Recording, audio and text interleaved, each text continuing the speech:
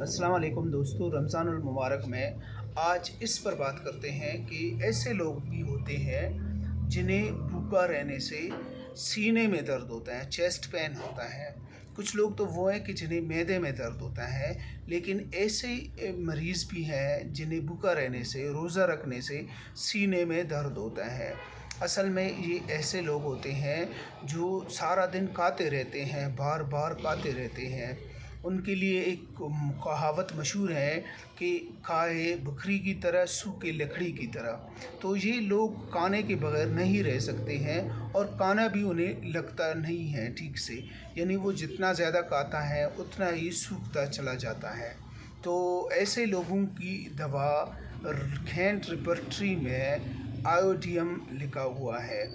ऐसे लोग अगर आयोडियम इस्तेमाल करें तो उनकी ये अलामात भी कवर हो जाएगी और खाना भी उसे लगेगा इंशाल्लाह, और रमज़ान भी अच्छा सा गुज़र जाएगा।